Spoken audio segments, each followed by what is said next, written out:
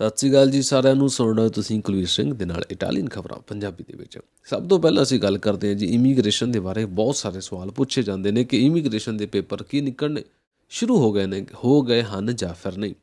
ਦੇਖੋ ਜੀ, ਇਮੀਗ੍ਰੇਸ਼ਨ ਜਿਹੜੀ 2021 ਦੇ ਵਿੱਚ ਖੁੱਲ੍ਹੀ ਹੈ ਜਾਂ 2022 ਦੇ ਜਿਹਨਾਂ ਨੂੰ ਅਸੀਂ ਪੇਪਰ ਕਹਿੰਦੇ ਹਾਂ, ਇਹ 17 ਮਾਰਚ 2022 ਜੋ ਕਿ ਕੱਲ੍ਹ ਦਾ ਦਿਨ ਹੈ, ਲਾਸਟ ਦਿਨ।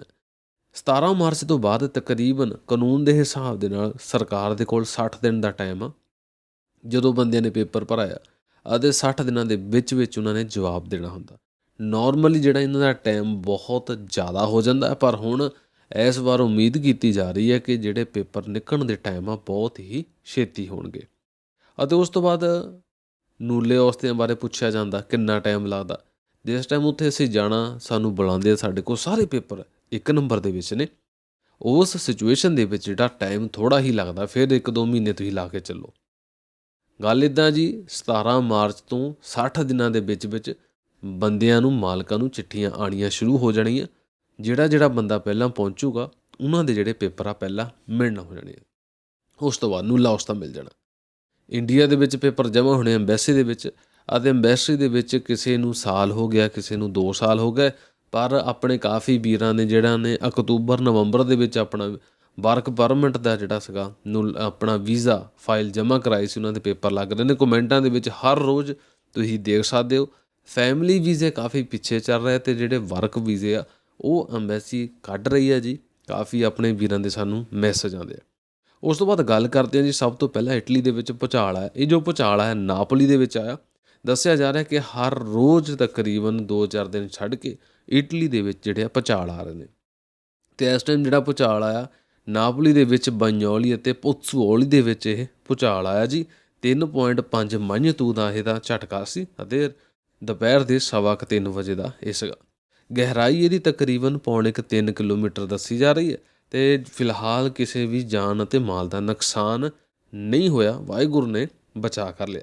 ਪਰ ਜਿੱਧਰ ਇਟਲੀ ਦੇ ਵਿੱਚ ਇਹ ਭੂਚਾਲ 3 ਪੁਆਇੰਟ ਕੁਛ ਦਾ ਹੀ ਆਇਆ, ਜਾਪਾਨ ਦੇ ਵਿੱਚ 7.3 ਮੈਗਨੀਟਿਊਡ ਦਾ ਭੂਚਾਲ ਹੈ ਜੋ ਕਿ ਫੂਕੂਸ਼ੀਮਾ ਦੇ ਨੇੜੇ ਆ, ਜਿਹੜਾ ਫੂਕੂਸ਼ੀਮਾ ਦੇ ਨੇੜੇ ਆ। ਅਤੇ 7.3 ਸਮੁੰਦਰ ਦੇ ਲਾਗੇ ਜੇਕਰ ਭੂਚਾਲ ਆਉਂਦਾ ਤਾਂ ਉਸ ਵੇਲੇ ਕੀ ਹੁੰਦਾ ਜੀ, ਉਸ ਵੇਲੇ ਇਹੀ ਹੁੰਦਾ ਕਿ ਸੁਨਾਮੀ ਆਉਣ ਦਾ ਖਤਰਾ ਹੁੰਦਾ। ਇਸ ਤਰ੍ਹਾਂ ਹੀ ਹੋਇਆ। ਟੋਕੀਓ ਦੇ ਵਿੱਚ ਜੀ ਅਲਾਰਮ ਵਜਾ ਦਿੱਤਾ ਹੈ ਕਿ ਸੁਨਾਮੀ ਕਿਸੇ ਵੀ ਟਾਈਮ ਆ ਸਕਦੀ ਹੈ। ਇਟਲੀ ਦੇ ਟਾਈਮ ਦੇ ਹਿਸਾਬ ਨਾਲ ਦੇਖੀਏ ਤਾਂ ਇਟਲੀ ਦੇ ਹਿਸਾਬ ਨਾਲ 3:30 ਵਜੇ ਭੂਚਾਲ ਹੈ। ਦੇਖੋ ਜੀ, 3:15 ਵਜੇ ਇਟਲੀ 'ਚ ਭੂਚਾਲ ਆਇਆ, ਅਤੇ 3:36 'ਤੇ ਆਇਆ ਟੋਕੀਓ ਦੇ ਵਿੱਚ, ਜੋ ਇਟਲੀ ਦੇ ਨਾਲੋਂ ਜ਼ਿਆਦਾ ਖਤਰਨਾਕ ਸੀ, ਜਿਹਦੇ ਨਾਲ ਸੁਨਾਮੀ ਵੀ ਦੱਸਿਆ ਜਾ ਸਕਦਾ ਕਿ ਅੱਜ ਆ ਸਕਦੀ ਹੈ। ਉਸ ਤੋਂ ਬਾਅਦ ਇਹ ਵੀ ਦੱਸਿਆ ਜਾ ਰਿਹਾ ਕਿ 2011 ਦੇ ਵਿੱਚ ਵੀ ਇੱਕ ਭੂਚਾਲ ਆਇਆ ਸੀ। ਉਸ ਤੋਂ ਬਾਅਦ ਨਿਊਕਲੀਅਰ ਦਾ ਵੀ ਡਿਜ਼ਾਸਟਰ ਹੋਇਆ ਸੀਗਾ 16 ਮਾਰਚ ਦੀ। ਇਹ ਆਪਾਂ ਤੁਹਾਨੂੰ ਖਬਰ ਦੱਸ ਰਹੇ ਹਾਂ। ਇਹ ਉਹੀ ਹੈ ਜਿੱਥੇ 2011 ਦੇ ਵਿੱਚ ਭੂਚਾਲ ਆਇਆ ਸੀ, ਅਤੇ ਉਸ ਤੋਂ ਬਾਅਦ ਇਹ 11 ਮਾਰਚ ਨੂੰ ਆਇਆ ਸੀ, ਅਤੇ ਹੁਣ 16 ਨੂੰ। ਅਤੇ ਉਸ ਟਾਈਮ ਇਹ 9.1 ਮੈਗਨੀਟਿਊਡ ਦਾ ਸੀ। ਇਸ ਟਾਈਮ ਇਹ 7.3 ਮੈਗਨੀਟਿਊਡ ਦਾ। ਉਮੀਦ ਇਹੀ ਕਰਦੇ ਹਾਂ ਵਾਹਿਗੁਰੂ ਸੱਚੇ ਪਾਤਸ਼ਾਹ ਅੱਗੇ ਕਿ ਸੁਨਾਮੀ ਹੈ ਜਿਹੜੀ ਨਾ ਆਵੇ। ਜੇਕਰ ਆਉਂਦੀ ਹੈ ਤਾਂ ਜਿਹੜਾ ਨੁਕਸਾਨ ਆ ਘੱਟ ਤੋਂ ਘੱਟ ਹੋਵੇ। ਰਸ਼ੀਆ ਅਤੇ ਯੂਕਰੇਨ ਦੇ ਵਿੱਚ ਅੱਜ ਗੱਲਬਾਤ ਚੱਲ ਰਹੀ ਹੈ। ਕੁਛ ਦੇਖਣ ਨੂੰ ਮਿਲ ਰਿਹਾ ਕਿ ਸ਼ਾਇਦ ਇੱਕ ਆਸ ਦੀ ਕਰਨ ਦਿਸ ਰਹੀ ਆ। ਆਸ ਦੀ ਕਰਨ ਕੁਛ ਇਸ ਤਰ੍ਹਾਂ ਹੈ ਜੀ ਕਿ ਜੇਕਰ ਵੋਲਦੇਮਾਰ ਜ਼ੈਲੈਂਸਕੀ ਜੀ, ਜੋ ਯੂਕਰੇਨ ਦੇ ਪ੍ਰਧਾਨ ਨੇ, ਜੇਕਰ ਉਹ ਸ਼ਰਤਾਂ ਮੰਨ ਲੈਂਦੇ ਆ ਤਾਂ ਕਾਫੀ ਹੱਦ ਤੱਕ ਇਹ ਜਿਹੜੀ ਜੰਗ ਖਤਮ ਹੋ ਸਕਦੀ ਹੈ। ਅਤੇ ਜਿਹੜੇ ਦਿਨ ਪ੍ਰਤੀ ਦਿਨ ਮਹਿੰਗਾਈ ਹੋ ਰਹੀ ਹੈ ਜੀ, ਸਮਾਨਾਂ ਦੇ ਜਿਹੜੇ ਰੇਟ ਵੱਧ ਰਹੇ ਨੇ, ਉਹਨਾਂ ਨੂੰ ਵੀ ਸਾਨੂੰ ਦੇਖਣ ਨੂੰ ਰਾਹਤ ਮਿਲ ਸਕਦੀ ਉਹਨਾਂ ਚੀਜ਼ਾਂ ਤੋਂ। ਕਿਉਂਕਿ ਆਟਾ, ਰੋਟੀ, ਕੱਪੜਾ, ਮਕਾਨ, ਦਾਲ, ਆਟਾ, ਰੋਟੀਆਂ, ਇਹੀ ਖਾਣ ਪੀਣ ਦੀਆਂ ਚੀਜ਼ਾਂ ਹੁੰਦੀਆਂ ਜਿਹੜੀਆਂ ਲੋੜਵੰਦ ਜ਼ਿਆਦਾਤਰ ਚੀਜ਼ਾਂ ਹੁੰਦੀਆਂ, ਇਹਨਾਂ ਦੇ ਰੇਟ ਤਕਰੀਬਨ ਡਬਲ ਤੱਕ ਪਹੁੰਚਦੇ ਜਾ ਰਹੇ। ਪਰ ਇਸ ਟਾਈਮ ਦੱਸਿਆ ਜਾ ਰਿਹਾ ਕਿ ਯੂਕਰੇਨ ਦੇ ਕੋਲ 2 ਰਸਤੇ ਆ। ਰਸ਼ੀਆ ਆਪਣੀ ਜੰਗ ਵਾਪਸ ਕਰ ਸਕਦਾ, ਆਪਣੀ ਜੰਗ ਖਤਮ ਕਰ ਸਕਦਾ, ਆਪਣੀ ਮਿਲਟਰੀ ਵਾਪਸ ਬੁਲਾ ਸਕਦਾ, ਜੇਕਰ ਵੋਲਦੇਮਾਰ ਵੀ ਆਪਣੀ ਪਾਵਰ 'ਤੇ ਰਹਿੰਦਾ। ਪਰ ਉਹ ਕੀ ਕਹਿੰਦੇ ਜੀ, ਉਹ ਇੱਕ ਨਿਰਪੱਖ ਦੇਸ਼ ਬਣ ਜਾਏ, ਜਿਹੜਾ ਕਿਸੇ ਦੇ ਪਾਸੇ ਦਾ ਨਹੀਂ। ਜਿਸ ਤਰ੍ਹਾਂ ਕਿ ਉਹ ਸਵਿਸ ਵਾਂਗੂ ਜਾਂ ਫਿਰ ਆਸਟਰੀਆ ਦਾ ਜਿਹੜਾ ਸਿਸਟਮ ਆ ਉਸ ਨੂੰ ਅਪਣਾਵੇ ਕਿ ਮੇਰੇ ਕੋਲੋਂ ਜਿਹੜਾ ਮਰਜ਼ੀ ਲੰਘ ਜੇ, ਮੈਂ ਕਿਸੇ 'ਤੇ ਹਮਲਾ ਨਹੀਂ ਕਰਨਾ, ਮੈਂ ਇੱਕ ਆਜ਼ਾਦ, ਇੱਕ ਫਰੀ ਮੁਲਕ ਬਣ ਜਾਵਾਂ। ਫਰੀ ਮੁਲਕ ਜਿੱਦਾਂ ਕਿ ਸਵਿਸ ਵਾ, ਅਤੇ ਉਹਦੇ ਵਿੱਚ ਜਾ ਕੇ ਕੋਈ ਵੀ ਦੇਸ਼ ਦੇ ਸਮਝੌਤੇ ਹੁੰਦੇ ਉਹਨਾਂ 'ਤੇ ਲਾਗੂ ਨਹੀਂ ਹੁੰਦੇ ਕਾਨੂੰਨ। ਕਦੇ ਵੀ ਉਹਨਾਂ 'ਤੇ ਕੋਈ ਵੀ ਦੇਸ਼ ਫਿਰ ਅਟੈਕ ਵੀ ਨਹੀਂ ਕਰਦਾ।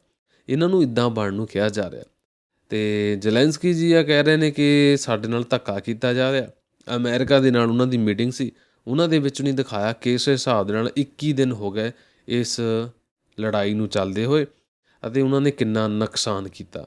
BBC ਦੀ ਜਿਹੜੀ ਵੈਬਸਾਈਟ ਆ ਰਸ਼ੀਆ ਦੇ ਵਿੱਚ ਬਲੌਕ ਕਰ ਦਿੱਤੀ ਗਈ ਆ। ਕਾਰਨ ਇਹ ਹੈ ਜੀ ਕਿ ਬਹੁਤ ਸਾਰੀਆਂ ਜਿਹੜੀਆਂ ਪੋਲਾਂ ਖੁੱਲ੍ਹ ਸਕਦੀਆਂ ਸੀ। ਰਸ਼ੀਆ ਦੇ ਬਹੁਤ ਸਾਰੇ ਸੈਨਿਕ ਫੌਜੀ ਜਿਹੜੇ ਕੀਵ ਦੇ ਵਿੱਚ ਫੜੇ ਹੋਏ ਸਨ, ਉਹਨਾਂ ਦਾ ਜਿਸ ਟਾਈਮ ਇੰਟਰਵਿਊ ਲਿਆ ਗਿਆ ਅਤੇ ਉਹਨਾਂ ਦੇ ਬਿਆਨ ਕੁਛ ਇਸ ਤਰ੍ਹਾਂ ਸੀ ਕਿ ਸਾਨੂੰ ਜੋ ਦੱਸਿਆ ਗਿਆ ਉਸ ਤੋਂ ਜਿਹੜੀ ਪਰਿਸਥਿਤੀਆਂ ਜਿਹੜੀਆਂ ਸਿਚੁਏਸ਼ਨ ਹਾਲਾਤ ਨੇ ਬਿਲਕੁਲ ਹੀ ਉਲਟ ਵਿਪਰੀਤ ਨੇ। ਉੱਧਰ ਹੀ ਦੱਸਿਆ ਜਾ ਰਿਹਾ ਕਿ ਕੀਵ ਦੇ ਵਿੱਚ ਤਕਰੀਬਨ ਜਿਹੜਾ 36 ਘੰਟਿਆਂ ਦਾ ਕਰਫਿਊ ਲੱਗਾ ਹੋਇਆ। ਕਾਰਨ ਇਹ ਆ ਜੀ ਕਿਉਂਕਿ ਉੱਥੇ ਹੁਣ ਇਸ ਟਾਈਮ ਵਿਸਫੋਟ ਹੋ ਰਹੇ ਨੇ, ਬੰਬਾਂ ਦੇ ਧਮਾਕੇ ਜਿਹੜੇ ਲਗਾਤਾਰ ਹੋ ਰਹੇ ਨੇ। ਮਾਰੀਪੋਲ ਦੇ ਵਿੱਚ ਜਿਹੜੇ ਧਮਾਕੇ ਹੋ ਰਹੇ ਜ਼ਿਆਦਾਤਰ। ਅਤੇ ਇਹ ਵੀ ਦੱਸਿਆ ਜਾ ਰਿਹਾ ਕਿ ਥੀਏਟਰ ਦੇ ਵਿੱਚ ਇੱਕ ਥੀਏਟਰ ਜਿਸ ਨੂੰ ਲੁਕਣ ਦੀ ਜਗ੍ਹਾ ਬਣਾਈ ਹੋਈ ਸੀ ਕਿ ਲੋਕ ਸਿਵੀਲੀਅਨ ਉੱਥੇ ਖੜ੍ਹ ਕੇ ਬੈਠ ਕੇ ਰੋਕ ਸਕਦੇ ਆ, ਆਪਣੀ ਜਾਨ ਬਚਾ ਸਕਦੇ ਆ, ਉੱਥੇ ਵੀ ਬੰਬ ਸਿੱਟੇ ਗਏ ਨੇ। ਯੂਰਪ ਦੇ ਕਾਫੀ ਦੇਸ਼ਾਂ ਦੇ ਵਿੱਚ ਹਲਚਲ ਹੋ ਗਈ ਆ, ਫੌਜੀ ਤਿਆਰੀਆਂ ਕਰਨੀਆਂ ਸ਼ੁਰੂ ਕਰਨ ਲੱਗ ਗਏ ਨੇ। ਇੰਡੀਆ ਦੇ ਵਿੱਚ ਜਾਂ ਫਿਰ ਕਿਸੇ ਪਾਸੇ ਅਖਬਾਰਾਂ ਦੇ ਵਿੱਚ ਪੜ੍ਹਨ ਨੂੰ ਤਾਂ ਇਹ ਵੀ ਮਿਲਦਾ ਕਿ ਤੀਸਰੀ ਜੰਗ ਇੱਕ ਤਰ੍ਹਾਂ ਸ਼ੁਰੂ ਹੋ ਗਈ ਹੈ। ਪੁਤਿਨ ਨੇ ਆਪਣੇ ਜਿਹੜੇ ਹਥਿਆਰ ਯੂਰਪ ਦੇ ਦੇਸ਼ਾਂ ਦੇ ਨਾਟੋ ਕੰਟਰੀਆਂ 'ਤੇ ਸਿੱਟਣ ਨੂੰ ਤਿਆਰ ਆ। ਅਤੇ ਮਾਰੀਪੋਲ ਦੇ ਵਿੱਚ ਜਿਹੜੇ ਰਸ਼ੀਆ ਦੀ ਮਿਲਟਰੀ ਨੇ ਸਿਵੀਲੀਅਨ 'ਤੇ ਜੋ ਆਪਣੀ ਜਾਨ ਬਚਾ ਕੇ ਨੱਠ ਰਹੇ ਸਨ, ਉਹਨਾਂ 'ਤੇ ਕੀਤਾ ਹਮਲਾ ਅਤੇ ਉਸ ਦੇ ਵਿੱਚ ਕਾਫੀ ਲੋਕਾਂ ਦੀ ਜਿਹੜੀ ਮੌਤ ਹੋਈ ਹੈ। CNN ਦਾ ਰਿਪੋਰਟਰ ਜੋ ਲਾਈਵ ਦੇ ਵਿੱਚ ਰਿਪੋਰਟਿੰਗ ਕਰ ਰਹੇ ਸਨ, ਉਹਨਾਂ ਨੇ ਆਪਣੀ ਲਾਈਵ ਉਹਨਾਂ ਨੂੰ ਰੋਕਣੀ ਪਈ ਕਿਉਂਕਿ ਉਹਨਾਂ ਦੇ ਪਿੱਛੇ ਹੀ ਬਹੁਤ ਧਮਾਕੇ ਹੋਏ, ਗੋਲੀਆਂ ਦੀਆਂ ਆਵਾਜ਼ਾਂ ਸੁਣੀਆਂ ਅਤੇ ਇਸ ਤਰ੍ਹਾਂ ਲੱਗਦਾ ਹੈ ਜਿੱਦਾਂ ਕਿ ਕਿਸੇ ਨੇ ਬੰਬ ਸਿੱਟੇ ਹੋਣ। ਅਤੇ ਧੂੰਆਂ ਦੇਖ ਕੇ ਉਹਨਾਂ ਨੇ ਦਿਖਾਇਆ ਕਿ ਉਸ ਪਾਸਿਓਂ ਲੜਾਈਆਂ ਹੋ ਰਹੀਆਂ ਨੇ। ਉਹਨਾਂ ਨੂੰ ਆਪਣਾ ਲਾਈਵ ਰੋਕਣਾ ਪਿਆ ਅਤੇ ਕੁਛ ਟਾਈਮ ਦੇ ਲਈ ਉਹਨਾਂ ਨੂੰ ਚੁੱਪੀ ਆ ਜਿਹੜੀ ਕਰਨੀ ਪਈ, ਆਪਣੇ ਆਪ ਨੂੰ ਚੁੱਪੀ ਹੀ ਰੱਖਣੀ ਪਈ। ਅਤੇ ਉਸ ਤੋਂ ਬਾਅਦ ਦੱਸਿਆ ਜਾ ਰਿਹਾ ਕਿ ਇਸ ਟਾਈਮ ਨਾਟੋ ਦੇ ਵਿੱਚ ਇੱਕ ਹੋਰ ਹਲਚਲ ਚੱਲ ਰਹੀ ਆ। ਹਲਚਲ ਕਿਹੜੀ ਹੈ ਜੀ? ਉਹ ਇਹ ਹੈ ਕਿ ਜਿਹੜਾ ਨਾਟੋ ਆ ਉਹਨੂੰ ਕਿਹਾ ਜਾ ਰਿਹਾ ਆ ਕਿ ਨੋ ਫਲਾਈ ਜ਼ੋਨ ਲਾ ਦਿੱਤਾ ਜਾਵੇ ਯੂਕਰੇਨ ਦੇ ਵਿੱਚ। ਇਹ ਜਿਹੜੀ ਗੱਲ ਆ ਕਾਫੀ ਦਿਨਾਂ ਤੋਂ ਚੱਲ ਰਹੀ ਹੈ, ਪਰ ਉਹਦੇ ਵਿੱਚ ਹੁਣ ਕੋਈ ਇਹਦੇ ਹਾਮੀ ਵੀ ਭਰ ਰਿਹਾ ਅਤੇ ਕੋਈ ਕਹਿ ਰਿਹਾ ਨਹੀਂ। ਜਿਹੜੇ ਤਾਂ ਸਮਝਦਾਰ ਦੇਸ਼ ਨੇ ਉਹ ਕਹਿ ਰਹੇ ਨੇ ਕਿ ਨਹੀਂ, ਅਸੀਂ ਯੂਕਰੇਨ ਨੂੰ ਨੋ ਫਲਾਈ ਜ਼ੋਨ ਨਹੀਂ ਡਿਕਲੇਅਰ ਕਰ ਸਕਦੇ, ਕਿਉਂਕਿ ਜੇਕਰ ਉਹ ਡਿਕਲੇਅਰ ਕਰਦੇ ਆ ਤਾਂ ਫਿਰ ਤਾਂ ਸਿੱਧਾ ਹੀ ਪੁਤਿਨ ਦੇ ਨਾਲ ਟੱਕਰ ਲੈਣੀ ਹੈ। ਇਸ ਦਾ ਮਤਲਬ ਹੁੰਦਾ ਜੀ, ਇਸ ਤਰ੍ਹਾਂ ਕਰਨ ਦੇ ਨਾਲ ਪੁਤਿਨ ਵੀ ਕਹਿ ਰਿਹਾ ਜੀ ਕਿ ਜੇਕਰ ਤੁਸੀਂ ਨੋ ਫਲਾਈ ਜ਼ੋਨ ਡਿਕਲੇਅਰ ਕਰ ਦਿਓ ਤਾਂ ਫਿਰ ਅਸੀਂ ਤਿਆਰ ਹਾਂ ਜੀ ਤੁਹਾਡੇ ਵੱਲ, ਅਸੀਂ ਵੀ ਬੰਬ ਜਿਹੜੇ ਇੱਧਰ ਨੂੰ ਸਿੱਟਣੇ ਥੋੜ੍ਹੇ ਜਿਹੇ ਤੁਹਾਡੇ ਵੱਲੋਂ ਸਿੱਟਣੇ ਸ਼ੁਰੂ ਕਰਦੇ ਹਾਂ। ਉਸ ਤੋਂ ਬਾਅਦ ਦੱਸਿਆ ਜਾ ਰਿਹਾ ਕਿ ਹੁਣ ਤੱਕ ਤਕਰੀਬਨ 726 ਸਿਵੀਲੀਅਨਾਂ ਦੀ ਮੌਤ, ਜਿਨ੍ਹਾਂ ਦੇ ਵਿੱਚ 104 ਔਰਤਾਂ ਅਤੇ 52 ਜਿਹੜੀਆਂ ਬੱਚਿਆਂ ਦੀ ਮੌਤ ਹੋ ਚੁੱਕੀ ਹੈ ਜੀ। ਯੂਕਰੇਨ ਦੇ ਵਿੱਚ ਕਾਫੀ ਜਗ੍ਹਾ ਦੇ ਉੱਤੇ ਜਿਹੜੇ ਅਟੈਕ ਲਗਾਤਾਰ ਕੀਤੇ ਜਾ ਰਹੇ ਨੇ। ਉੱਧਰ ਹੀ ਦੱਸਿਆ ਜਾ ਰਿਹਾ ਕਿ ਇੱਕ ਟਰੀਟਮੈਂਟ ਵੀ ਇਹਨਾਂ ਦੇ ਵਿੱਚ ਹੋ ਗਿਆ, ਇੱਕ ਕੰਟਰੈਕਟ ਵੀ ਹੋਣ ਜਾ ਰਿਹਾ ਇਹਨਾਂ ਦੇ ਵਿੱਚ, ਜੋ ਦੱਸਿਆ ਜਾ ਰਿਹਾ ਕਿ ਅਮਰੀਕਾ, ਇੰਗਲੈਂਡ, ਤੁਰਕੀ ਨੇ ਰਲ ਕੇ ਇਹਨਾਂ ਦੇ ਵਿੱਚ ਸਮਝੌਤਾ ਕਰਾਉਣ ਦੀ ਗੱਲਬਾਤ ਕਰ ਰਹੇ ਆ। ਅਤੇ ਜੋ ਸਮਝੌਤਾ ਹੈ 15 ਪੁਆਇੰਟਾਂ ਦੇ ਵਿੱਚ ਹੋਏਗਾ। ਫਿਰ ਗੱਲ ਇਹ ਹੈ ਜੀ, ਇਹ ਮੰਨਦੇ ਆ ਇਹਨਾਂ ਨੂੰ ਜਾਂ ਫਿਰ ਨਹੀਂ ਮੰਨਦੇ, ਕਿਉਂਕਿ ਇਸ ਟਾਈਮ ਤਾਂ ਦੱਸਿਆ ਜਾ ਰਿਹਾ ਕਿ ਮਈ ਤੱਕ ਇਹ ਜਿਹੜੀ ਇਹ ਲੜਾਈ ਇੱਦਾਂ ਹੀ ਲੱਗੀ ਰਹਿਣੀ ਆ। ਕਹਿੰਦੇ ਸਮਝੌਤੇ ਕਰ ਲੈਣੇ ਪਰ ਲੜਨਾ ਬੰਦ ਨਹੀਂ ਕਰਨਾ। ਉੱਧਰ ਇੱਕ ਹੋਰ ਅਪਡੇਟ ਆਇਆ ਜੀ, ਬਹੁਤ ਖਤਰਨਾਕ ਅਪਡੇਟ। ਉਹ ਇਹ ਹੈ ਜੀ ਕਿ ਆਪਣਾ ਰਸ਼ੀਆ ਦਾ ਮੰਤਰੀ ਵਲਾਦੀਮੀਰ ਪੁਤਿਨ ਅਤੇ ਜਿਹੜੇ ਚਾਈਨਾ ਦੇ ਪ੍ਰਧਾਨ ਨੇ ਸ਼ੀ ਪਿੰਗ ਜੀ, ਇਹਨਾਂ ਦੀ ਆਪਸ ਦੇ ਵਿੱਚ ਗੱਠਜੋੜ ਸੀ। ਇਹਨਾਂ ਦਾ ਇੱਕ ਸੀਕਰਟ ਪਲਾਨ ਸੀ। ਪਲਾਨ ਕਿਹੜਾ ਸੀਗਾ ਜੀ ਕਿ ਦੁਨੀਆ ਦੇ ਜਿਹੜਾ ਰॉ ਮਟੀਰੀਅਲ ਆ, ਦੁਨੀਆ ਦੀਆਂ ਜਿਹੜੀਆਂ ਰੋਜ਼ਮर्रा ਦੀ ਜ਼ਿੰਦਗੀ ਦੇ ਵਿੱਚ ਆਉਣ ਵਾਲੀਆਂ ਚੀਜ਼ਾਂ ਨੇ, ਜਿਨ੍ਹਾਂ ਦੀ ਵਰਤੋਂ ਤੋਂ ਬਿਨਾਂ ਕੰਮ ਔਖਾ ਹੋ ਜਾਂਦਾ, ਜਿਨ੍ਹਾਂ ਨੂੰ ਅਸੀਂ ਮਟੀਰੀਏ ਪ੍ਰੀਮੇ ਕਹਿੰਦੇ ਹਾਂ, ਜਿੱਦਾਂ ਕਿ ਖਾਣ ਵਾਲੀਆਂ ਚੀਜ਼ਾਂ ਹੋ ਗਈਆਂ। ਉਸ ਤੋਂ ਬਾਅਦ ਪੈਟਰੋਲ, ਗੈਸ ਹੋ ਗਿਆ, ਜਿਨ੍ਹਾਂ ਦੇ ਨਾਲ ਸਾਰੀ ਆਵਾਜਾਈ ਚੱਲਦੀ ਹੈ। ਇਹਨਾਂ ਦੇ ਉੱਤੇ ਆਪਣਾ ਕਬਜ਼ਾ ਜਮਾਉਣਾ। ਅਤੇ ਇਹ ਜਿਹੜਾ ਕਬਜ਼ਾ ਦੱਸਿਆ ਜਾ ਰਿਹਾ ਕਿ ਇਹਨਾਂ ਨੇ ਤਕਰੀਬਨ ਆਹ ਹੁਣ ਜੰਗ ਤੋਂ ਨਹੀਂ, ਇਹ ਦੱਸਿਆ ਜਾ ਰਿਹਾ ਕਿ ਕਾਫੀ ਚਿਰ ਪਹਿਲਾਂ ਤੋਂ ਇਹਨਾਂ ਨੇ ਇਹ ਸ਼ੁਰੂਆਤ ਕਰ ਦਿੱਤੀ ਸੀਗੀ। ਅਤੇ ਉੱਧਰ ਹੀ ਜੇਕਰ ਆਪਾਂ ਤੇਲ ਦੀ ਗੱਲ ਕਰਦੇ ਹਾਂ ਜਾਂ ਖਾਣ ਪੀਣ ਦੀਆਂ ਚੀਜ਼ਾਂ ਦੀ ਗੱਲ ਕਰਦੇ ਹਾਂ, ਦੱਸਿਆ ਜਾ ਰਿਹਾ ਕਿ ਤਕਰੀਬਨ 50 ਤੋਂ 100 ਸਾਲ ਹੋਰ ਤੇਲ ਆ, ਉਸ ਤੋਂ ਬਾਅਦ ਤੇਲ ਜਿਹੜਾ ਮੁੱਕ ਜਾਣਾ। ਇਸ ਟਾਈਮ ਜਿਹੜੇ ਐਸਟੀਮੇਟ ਲੱਗ ਰਿਹਾ। 150 ਸਾਲ ਹੋ ਸਕਦਾ, 200 ਸਾਲ ਹੋ ਸਕਦੇ ਆ, ਪਰ ਇਸ ਤੋਂ ਬਾਅਦ ਤਾਂ ਪ੍ਰੋਬਲਮ ਖੜ ਜਾਣੀ ਹੈ, ਕਿਉਂਕਿ ਤੇਲ ਦੀ। ਕਿਉਂ ਨਾ ਇਸ ਚੀਜ਼ ਤੋਂ ਫਾਇਦਾ ਲਿਆ ਜਾਵੇ, ਕਿਉਂਕਿ ਜਿਹੜੀ ਚੀਜ਼ ਜਿੰਨੀ ਘਟਦੀ ਜਾਂਦੀ ਹੈ ਅਤੇ ਉਸ ਦੀ ਡਿਮਾਂਡ ਜਿੰਨੀ ਜ਼ਿਆਦਾ ਹੁੰਦੀ ਹੈ, ਉਸ ਹਿਸਾਬ ਦੇ ਨਾਲ ਹੀ ਇਹਨਾਂ ਦੇ ਰੇਟ ਵੀ ਵੱਧਦੇ ਆ। ਉਸ ਤੋਂ ਬਾਅਦ ਜੇਕਰ ਅਸੀਂ ਅਚਾਈਓ ਦੀ ਗੱਲ ਕਰਦੇ ਹਾਂ, ਫੌਲਾਦ ਦੀ ਗੱਲ ਕਰਦੇ ਹਾਂ, ਇਹਨਾਂ ਦੇ ਜਿਹੜੇ ਰੇਟ ਆ 2 ਦਿਨਾਂ ਦੇ ਵਿੱਚ 4 ਗੁਣਾ ਹੋ ਗਏ ਆ, ਅਤੇ ਦੱਸਿਆ ਜਾ ਰਿਹਾ ਕਿ 1 ਟਨ ਦਾ ਰੇਟ ਜਿਹੜਾ 1 ਲੱਖ ਯੂਰੋ ਤੱਕ ਵੱਧ ਗਿਆ ਜੀ। ਹਰ ਇੱਕ ਚੀਜ਼ ਜਿਹੜੀ ਆਪਾਂ ਟੈਕਨੋਲੋਜੀ ਦੇ ਵਿੱਚ ਵੀ ਵਰਤਦੇ ਹਾਂ, ਉਹਨਾਂ ਚੀਜ਼ਾਂ ਦੇ ਵੀ ਰੇਟ ਜਿਹੜੇ ਵੱਧਦੇ ਜਾ ਰਹੇ ਆ।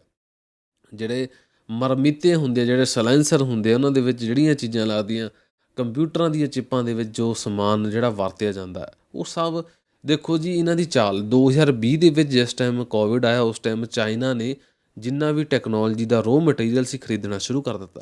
ਬੜੇ ਬੜੇ ਇਹਨਾਂ ਨੇ ਗੋਦਾਮ ਆਪਣੇ ਭਰ ਲਏ। ਜਿੰਨਾ ਵੀ ਲੋਕਾਂ ਦੇ ਕੋਲ ਸਟੋਰਾਂ ਦੇ ਵਿੱਚ ਪਿਆ ਸੀ, ਬੜੀਆਂ ਬੜੀਆਂ ਐਪਲ ਵਾਲੀਆਂ ਹੋ ਗਈਆਂ, ਸੈਮਸੰਗ ਵਾਲੀਆਂ ਹੋ ਗਈਆਂ, ਇਹਨਾਂ ਕੋਲ ਸਾਰਾ ਮਟੀਰੀਅਲ ਜਿਹੜਾ ਪਿਆ ਸੀ ਖਤਮ ਹੋ ਗਿਆ। ਅਤੇ ਉਸ ਤੋਂ ਬਾਅਦ ਕੀ ਹੈ ਜੀ, ਚਾਈਨਾ ਨੇ ਵੇਚਣਾ ਸ਼ੁਰੂ ਕੀਤਾ, ਕਿਉਂਕਿ ਇਹਨਾਂ ਨੇ ਤਾਂ ਉਸ ਵੇਲੇ ਖਰੀਦਿਆ ਜਿਸ ਟਾਈਮ ਲੋਕਡਾਊਨ ਹੋਇਆ ਸੀ, ਅਤੇ ਉਸ ਤੋਂ ਬਾਅਦ ਇਹਨਾਂ ਨੇ ਜਿਹੜਾ ਆਪਣਾ ਰੇਟ ਭਾਰੇ 'ਤੇ ਵੇਚਣਾ ਸ਼ੁਰੂ ਕਰ ਦਿੱਤਾ।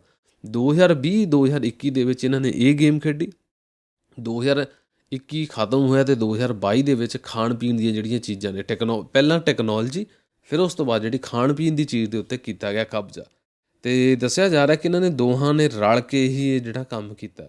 ਹੁਣ ਤਾਂ ਕੁਛ ਸ਼ੱਕ ਇਹ ਵੀ ਪੈ ਰਹੀ ਹੈ, ਜਿਸ ਤਰ੍ਹਾਂ ਕਿ ਕਾਫੀ ਟਾਈਮ ਪਹਿਲਾਂ ਗੱਲ ਆਈ ਸੀ ਕਿ ਜਿਹੜੇ ਵਾਇਰਸ ਨੇ ਲੈਬੋਰਟਰੀਆਂ ਦੇ ਵਿੱਚ ਹੀ ਪੈਦਾ ਕੀਤੇ ਜਾਂਦੇ ਨੇ, ਅਤੇ ਜੇ ਵਾਇਰਸ ਲੈਬੋਰਟਰੀਆਂ ਦੇ ਵਿੱਚ ਪੈਦਾ ਕੀਤੇ ਜਾ ਸਕਦੇ, ਤਾਂ ਫਿਰ ਤਾਂ ਸ਼ੱਕ ਇਹ ਵੀ ਹੋ ਸਕਦੀ ਆ ਕਿ ਸ਼ਾਇਦ ਕੁਝ ਦੇਸ਼ਾਂ ਨੇ ਰਲ ਕੇ ਰॉ ਮਟੀਰੀਅਲ 'ਤੇ ਕਬਜ਼ਾ ਕਰਨ ਦੇ ਲਈ ਇਹ ਸੱਚਮੁੱਚ ਹੀ ਵਾਇਰਸ ਬਣਾਇਆ ਹੋਵੇ।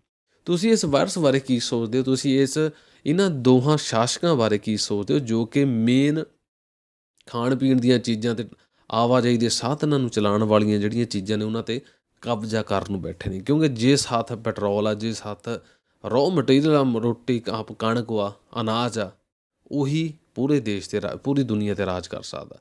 ਤੁਹਾਨੂੰ ਯਾਦ ਕਰਾ ਦਿੰਦੇ, ਰਸ਼ੀਆ ਦੂਸਰੇ ਨੰਬਰ 'ਤੇ ਕੱਚੇ ਤੇਲ ਦੇ ਉਤਪਾਦਨ ਦੇ ਲਈ। ਯੂਰਪ 'ਚ ਜਿੰਨਾ ਖਾਣ ਪੀਣ ਦਾ ਸਮਾਨ ਆ ਰਿਹਾ, ਜ਼ਿਆਦਾਤਰ ਯੂਕਰੇਨ ਵੱਲੋਂ ਆ ਰਿਹਾ। ਗੈਸ, ਪੈਟਰੋਲ ਯੂਕਰੇਨ ਦੇ ਵੱਲੋਂ ਹੀ ਆ ਰਿਹਾ। ਰਸ਼ੀਆ ਜੇਕਰ ਯੂਕਰੇਨ ਨੂੰ ਕਾਬੂ ਕਰ ਲੈਂਦਾ, ਤਾਂ ਫਿਰ ਇਹਨੇ ਪੂਰਾ ਯੂਰਪ ਹੀ ਕਾਬੂ ਕਰ ਲਿਆ ਇੱਕ ਕਿਸਮ ਦੇ ਨਾਲ। ਮਿਲਦੇ ਹਾਂ ਜੀ ਤੁਹਾਨੂੰ ਆਪਣੇ ਅਗਲੇ ਅਪਡੇਟ ਦੇ ਵਿੱਚ। ਸਾਨੂੰ ਖਬਰ ਦਾ ਤੁਸੀਂ ਆਪਣਾ ਵਿਊ ਅਪਡੇਟਸ, ਤੁਸੀਂ ਆਪਣੇ ਆਪ ਵਿਚਾਰ ਸਾਨੂੰ ਜ਼ਰੂਰ ਰੱਖ ਕੇ ਦੱਸਿਓ ਕਮੈਂਟ ਦੇ ਵਿੱਚ। ਤੁਹਾਡੀਆਂ ਕਮੈਂਟਾਂ ਦਾ ਇੰਤਜ਼ਾਰ ਹੈਗਾ, ਅਤੇ ਕੱਲ੍ਹ ਨੂੰ ਜਿਹੜੀ ਕਮੈਂਟ ਸਭ ਤੋਂ ਵਧੀਆ ਹੋਊਗੀ, ਆਪਣੀਆਂ ਖਬਰਾਂ ਦੇ ਵਿੱਚ ਸਾਰਿਆਂ ਦੇ ਨਾਲ ਉਹਨੂੰ ਸਾਂਝਾ ਕਰਾਂਗੇ। ਵਾਹਿਗੁਰੂ ਜੀ ਕਾ ਖਾਲਸਾ, ਵਾਹਿਗੁਰੂ ਜੀ ਕੀ ਫਤਿਹ।